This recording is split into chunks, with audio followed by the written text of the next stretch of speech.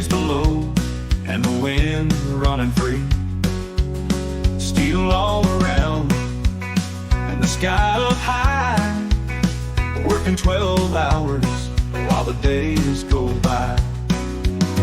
You can live on an oil rig when the engine's roar and the drill runs big. Sleep in a bunk, eat with the crew.